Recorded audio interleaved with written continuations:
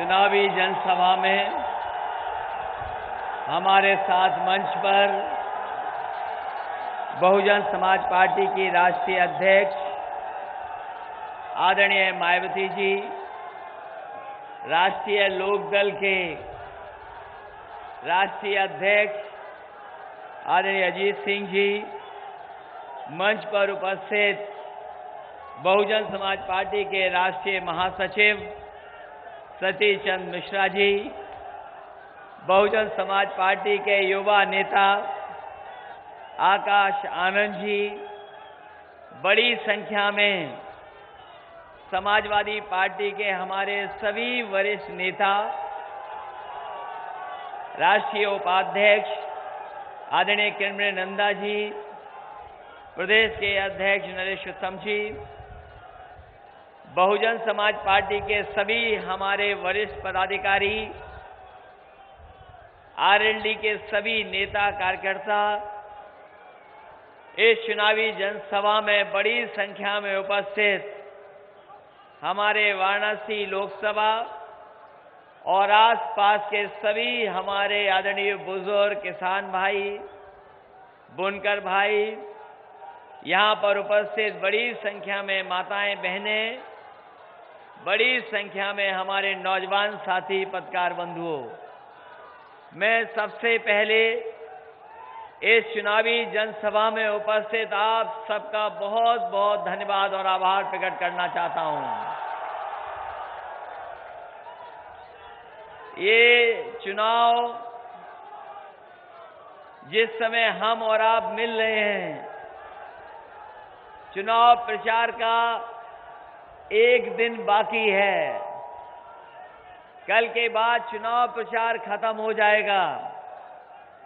चुनाव प्रचार खत्म होते ही वोट डालना है और जैसे ही वोट डल करके खत्म होगा, अगर आप दिन गिन लें तो अब केवल 7 दिन बाकी हैं। 7 दिन बचे हैं। देश को नया प्रधानमंत्री मिलने जा रहा है। आप गिन लो, आज के बाद केवल 7 दिन हैं और 7 दिन बाद एक देश का नया प्रधानमंत्री होगा। इसलिए हम वाराणसी के अपने सभी लोगों से निवेदन करने आए हैं, अपील करने आए हैं। वैसे तो न जाने कितने लोग धोखा खाए होंगे। ये धोखे वाली सरकार और धोखे वाले प्रधानमंत्री जी ने न जाने कितनों को धोखा दिया होगा, लेकिन जो धोखा बनारस के लोगों को मिला है, ऐसा धोखा किसी को नहीं मिला होगा। बताओ, यही तो शहर है, यही हमारी धार्मिक नगरी, यही सांस्कृतिक नगरी और धरती का सबसे पुराना शहर, यही तो शहर है जिसमें हमारे देश के प्रधानमंत्री जी ने कहा था कि हम बनारस को क्यूटो बना देंगे। बताओ हमारे बनारस के साथियों, हम वाराणसी में आए हैं कि क्यूटो में आए हैं? और अगर क्यूटो में नहीं आए हैं तो देश को नया प्रधानमंत्री दीजिए, यही मैं आपसे निवेदन करने आया हूं। वैसे मुझे नहीं लगता कि कोई क्यूटो गया होगा। यहां जितने लोग बैठे हैं, कोई क्यूटो गया क्या? अरे ये नौजवान हैं, मोबाइल चला लेते हैं, कभी तस्वीर तो देखी होगी क्यूटो की, तस्वीर तो देखी होगी, और अगर नहीं देखी हो तो जरा टाइप करना उस पर क्यूटो, क्यूटो लिख देना और तस्वीरें देख लेना और अपने शहर से किसी कोने से तस्वीर मिला लेना। तो आपको लगेगा कि इससे बड़ा धोखा कोई हो नहीं सकता जो देश के प्रधानमंत्री जी ने दिया हो। हम कभी गए थे अपने बचपन में क्यूटो, हमें देखने का मौका मिला कभी क्यूटो, और जब मैंने सुना कि बीजेपी के लोग और देश के प्रधानमंत्री हमारे वाराणसी को क्यूटो बनाना चाहते हैं, हमें भी थोड़ी देर के लिए अच्छा लगा। और मुझे याद है जब मैं क्यूटो देखने गया था तो जापान की राजधानी टोक्यो से एक बुलेट ट्रेन में बैठ के गया था। उस बुलेट ट्रेन में बैठ करके हम क्यूटो तक पहुंचे थे और क्यूटो देखने का काम किया था। और आज जब मैं बनारस के बारे में सुनता हूं तो हमें दुख होता है, तकलीफ होती है कि बताओ धोखा किसी को दे देते, हमें दे देते और को दे देते। लेकिन सोचो बाबा भोले जी के नगरी को और हमारे बताओ भगवान को धोखा दे दिया। बताओ गलियों में कूड़ा है कि नहीं है, और जो लाइन पड़ी थी सीवर की अभी तक नहीं जोड़ पाए हैं। न जाने कितना कचरा है।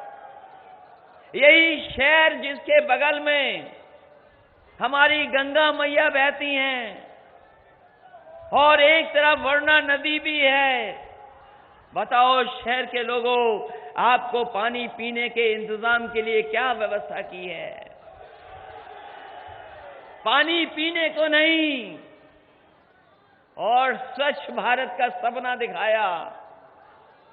बताओ स्वच्छ भारत का सपना दिखाया, पैर धोए,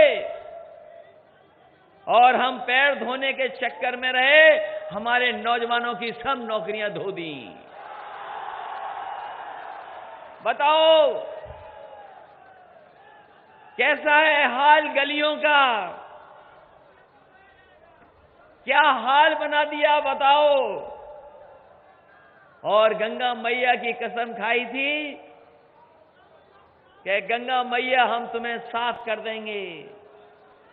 और हम आपसे कहना चाहते हैं, जिनकी नीयत साफ नहीं है वो कभी गंगा मैया को साफ नहीं कर सकते। हमारे नाव चलाने वाले लोगों को धोखा दे दिया, हमारे नाव चलाने वालों को उन्हें भी परेशानी में डाल दिया। वादा तो क्यूटो का था, वादा तो गंगा मैया साफ का था, लेकिन वादा ये नहीं था कि हमारे नाव चलाने वालों को भी धोखा दे देंगे। सोचो सोचो कैसे कैसे धोखे खाए हैं आपने। यही बनारस जब लोकसभा के चुनाव में मैं आया था, हमारे साथी जानते होंगे, हमने आखिरी में वादा किया था कि ये जो बनारस के तार दिख रहे हैं, इन तारों को अगर आप जिता दोगे तो तारों को अंदर कर देंगे। बताओ कितने तार अंदर हो पाए हैं अभी, बताइए आप। और ये जो बिजली का दावा करते हैं हमारे बाबा मुख्यमंत्री, ये जो बाबा मुख्यमंत्री कहते हैं कि बिजली हमने दी है बनारस में, अरे हमारे पत्रकार साथियों जानते होंगे, वो तो समाजवादी लोग थे। हमारा सीना बड़ा हो ना हो बड़ा, लेकिन हमारा दिल बड़ा है। और हमारे साथी जानते होंगे कि एक पूरे हमारे बुजुर्ग विधायक, हमारे एक पूर्व बुजुर्ग विधायक धरने पे बैठ गए थे। वो ऐसे धरने पर बैठे और उन्होंने कहा कि जब तक वाराणसी को 24 घंटे बिजली नहीं मिल जाएगी तब तक हम धरने से नहीं उठेंगे।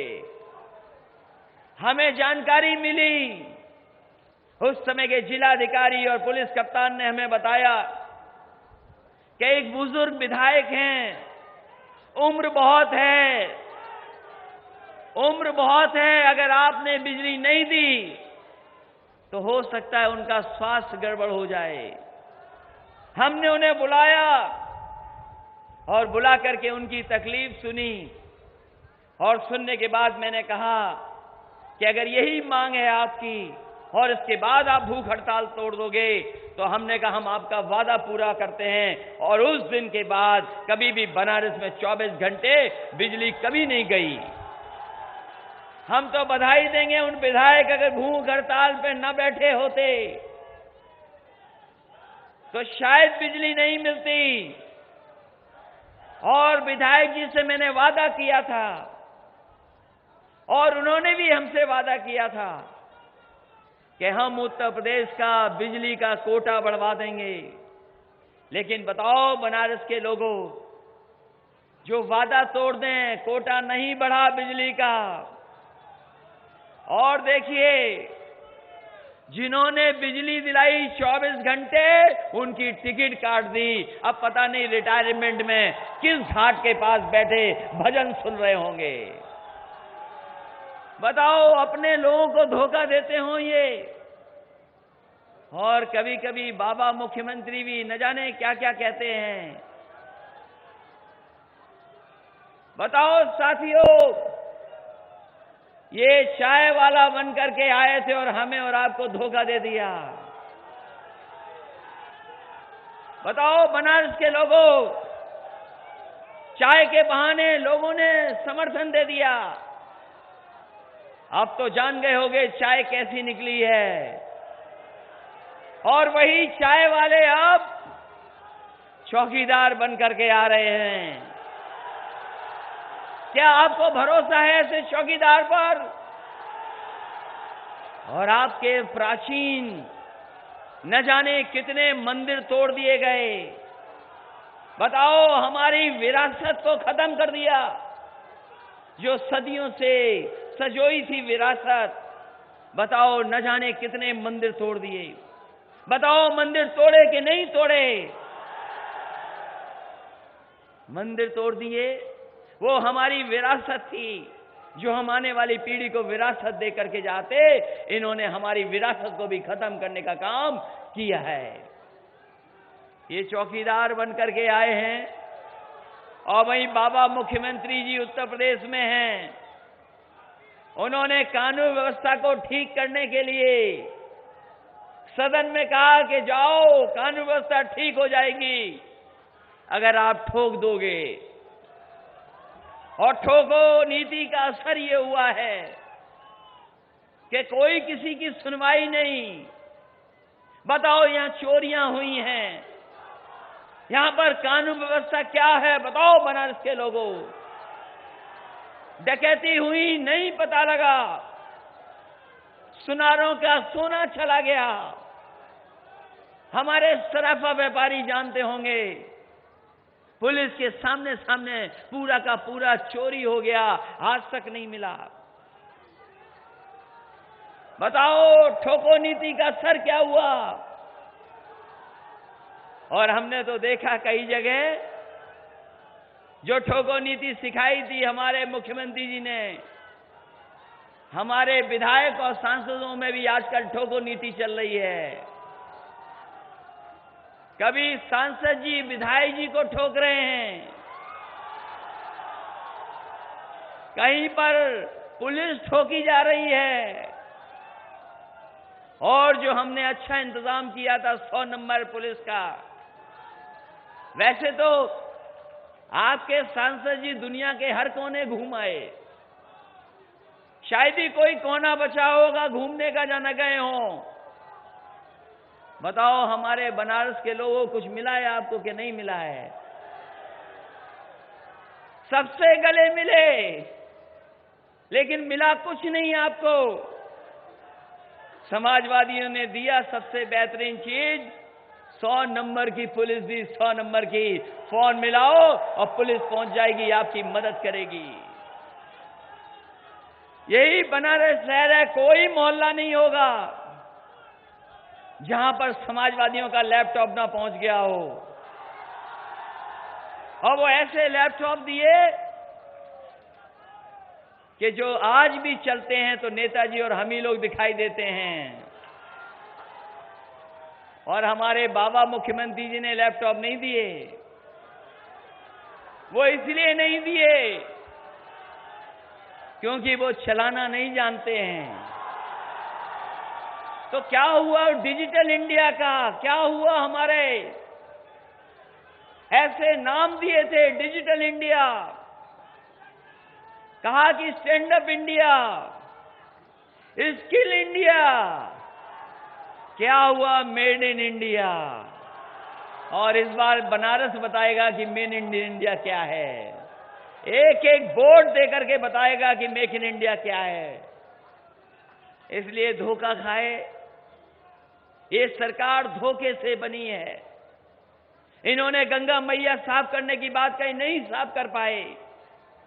हमने कहा था कि हम वरना साफ करके दिखा देंगे और काम शुरू हो गया था, लेकिन पता नहीं क्या किया इन्होंने, वरना नदी का काम रोक दिया। नहीं हो रहा काम। बताओ काम हो रहा है वरना नदी में, क्या नहीं हो रहा है?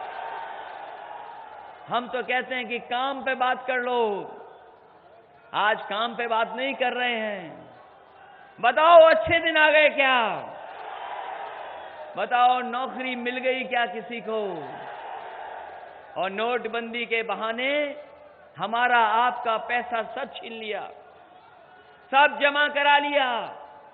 याद करो वो दिन हमारे बनारस के साथियों, जब नोटबंदी हुई थी। बताओ कारोबार रुक गया कि नहीं रुक गया उससे? हमारे बुनकर भाई जानते होंगे कि मजदूरी से लेकर के हमारे तमाम लोग जो हाथ से काम करते हैं, उनकी रोजी रोटी छिन गई कि नहीं छिन गई? और जो लोग दूर जगह काम भी करते थे, जो यूपी छोड़ करके कहीं और भी काम पर चले गए थे, लेकिन इस नोटबंदी ने और जीएसटी ने उनको वापस घर भेज दिया। ये भारतीय जनता पार्टी की गलत नीतियों का काम है। बताओ नोटबंदी से कहां काला धन आया? और जो पैसा जमा भी था, वो तमाम उद्योगपति भारत छोड़ करके भाग गए। भाग गए कि नहीं भाग गए? तो हमारे आपके साथी नहीं थे, वो किसी और के साथी थे। इसलिए ये प्रधानमंत्री हमारे आपके नहीं हैं। हम बनारस के लोगों से कहना चाहते हैं, ये प्रधानमंत्री हमारे आपके नहीं हैं। ये देश की 1% जो संपन्न आबादी है उसके प्राइम मिनिस्टर हैं, हमारे आपके प्रधानमंत्री नहीं हैं। इन्होंने धोखा दिया और अर्थव्यवस्था हमारी नीचे जा रही। और जिस समय अर्थव्यवस्था नीचे जाती है, ये समझ लेना कि नौकरी और रोजगार किसी के हाथ में नहीं लगने वाले। इसलिए बहुत सारे सवाल हैं। ये प्रधानमंत्री जी का छेद जरूर है, लेकिन भारतीय जनता पार्टी के लोग जानते हैं कि आने वाले समय में महागठबंधन आ रहा है। ये घबराए हुए हैं। और ठीक कहा आदरणीय मायावती जी ने कि अब सो नहीं पा रहे हैं, अब नहीं सो पा रहे हैं, घबराए हुए हैं। और अब तो हार चेहरे पे दिखाई देने लगी है। और केवल यूपी से नहीं घबराए हैं, बंगाल से भी घबरा गए। बताओ हमारे गठबंधन को, जो आपका हमारा गरीबों का गठबंधन है, उसे कहते हैं कि जाति का गठबंधन है। हम उन्हें बताना चाहते हैं कि ये गठबंधन जातियों का गठबंधन नहीं है, ये हमारे गरीब लोगों का गठबंधन है। और ये टूटने वाला नहीं है, क्योंकि दिलों से गठबंधन बना है। और फिर हमारे बनारस के साथी तो जागरूक हैं। बताओ पहले चरण से सुनाई दे गया कि नहीं सुनाई दे गया? वोट पड़ रहा है कि नहीं पड़ रहा है? और अगर हम सब जीत करके आ रहे हों, सब जगह गठबंधन जीत रहा हो, बताओ चंदौली में क्या हाल है गठबंधन का? बताओ संजय चौहान जीत रहे हैं कि नहीं जीत रहे हैं? बगल में हमारे निषाद भाई भी लड़ रहे हैं मिर्जापुर से। और ये सरकार कहती है कि हम बहुत बहादुर हैं। ये सरकार अपना कहती दावा करती है बहुत बहादुर है सरकार। लेकिन सोचना कभी, अगर आंकड़े निकालना कोई चाहे और अगर आंकड़े आ जाएं, तो कोई दिन ऐसा नहीं है जिस दिन हमारा जवान एक शहीद ना हो रहा हो। ये भारतीय जनता पार्टी के लोग जो दावा करते हैं कि हम सीमा को सुरक्षित रख सकते हैं, मैं आपसे कहना चाहता हूं, भारत की सीमाएं कभी इतनी असुरक्षित नहीं जितनी भारतीय जनता पार्टी की सरकार में सुरक्षित हैं। और हम अगर जानना चाहें इनसे कि बताओ हमारे किसानों ने कितनी आत्महत्या कर ली, वो जवाब नहीं देना चाहते। अगर हम उनसे पूछें कि बताओ हमारे नौजवान कितने हैं जो आज बेरोजगार हैं, जो घर बैठे हैं, ये सरकार जवाब नहीं देना चाहती। और ये सरकार जो आतंकवाद से लड़ना चाहती है, बताओ बनारस के लोगों, आपने देखा है अपने सामने, जो आतंकवाद से लड़ना चाहते हैं वो एक जवान तेज बहादुर यादव से नहीं मुकाबला कर पाए। बताओ क्या मुकाबला कर पाए? ये जवान कुछ सवाल लेकर के पूछना चाहता था। इस जवान के पास कुछ सवाल थे।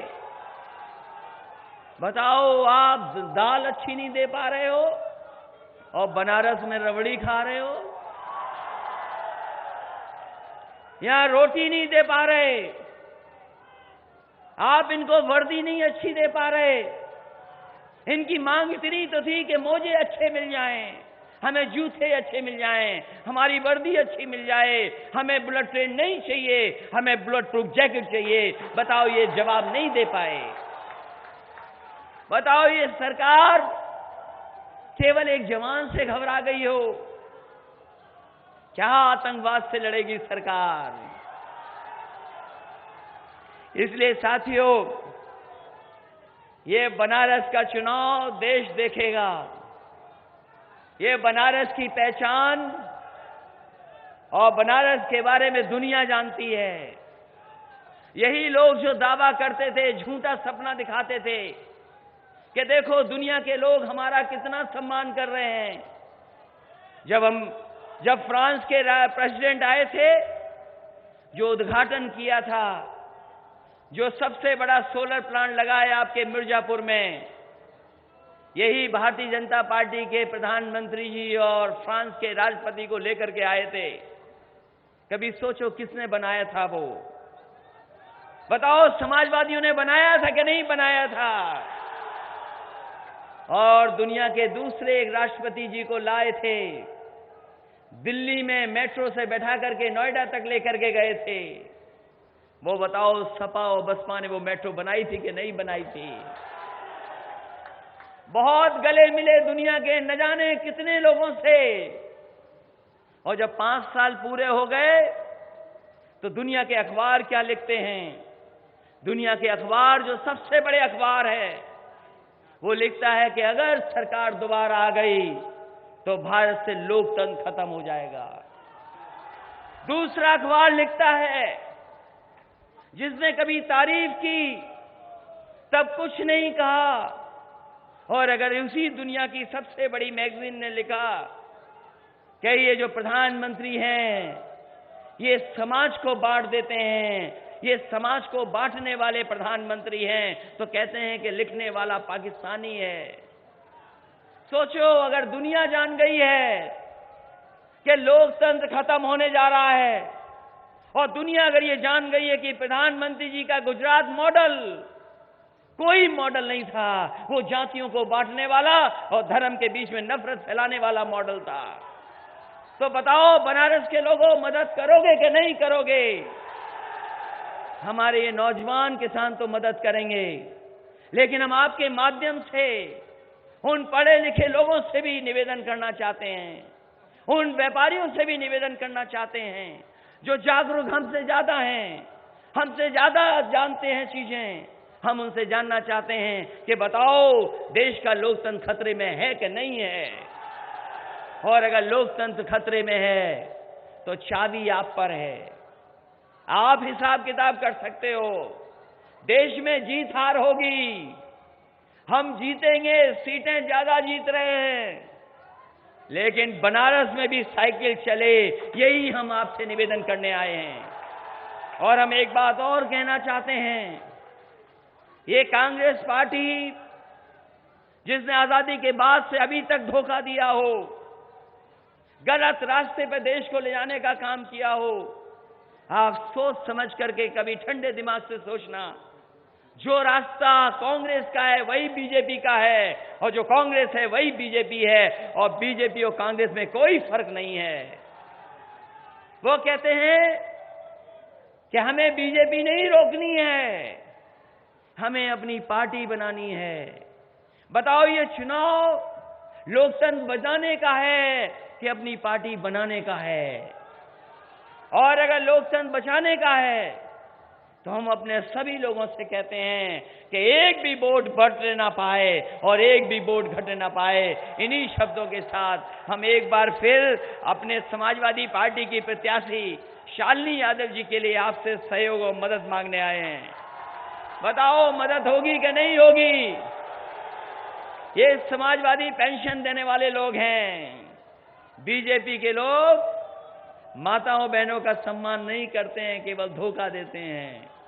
और फिर अगर तेज बहादुर लड़े होते तो बताओ क्या होता?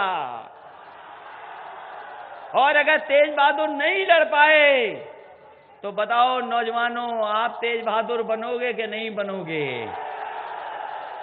अगर तेज बहादुर बन सकते हो तो साइकिल चलेगी, कोई दिखाई नहीं देगा, क्योंकि उन्होंने कोई वादा नहीं पूरा किया है। इन्हीं शब्दों के साथ हम आप सबसे निवेदन कर रहे हैं, अपील कर रहे हैं कि शालिनी यादव जी की मदद करें, और दूसरे हमारे प्रत्याशी डॉक्टर संजय चौहान लड़ रहे हैं, उनका भी सहयोग करना, मदद करना। दोनों के दोनों साइकिल चुनाव चिन्ह पर लड़ रहे हैं, और ये गठबंधन आने वाले समय में देश को नई दिशा में लेने करके जा रहा है। ये बीजेपी के लोग जो कहते हैं कि हम नया भारत बनाना चाहते हैं, हम उन बीजेपी के लोगों से कहना चाहते हैं, ये गठबंधन देश को नया प्रधानमंत्री देने जा रहा है, और नए प्रधानमंत्री के साथ साथ नया भारत बनाने का काम ये गठबंधन करेगा। आप सबका बहुत बहुत धन्यवाद, बहुत बहुत आभार प्रकट करता हूं। देश दुनिया की ताज़ा तरीन खबरों से रूबरू होने के लिए सब्सक्राइब कीजिए आपका अपना चैनल NDTV भारत।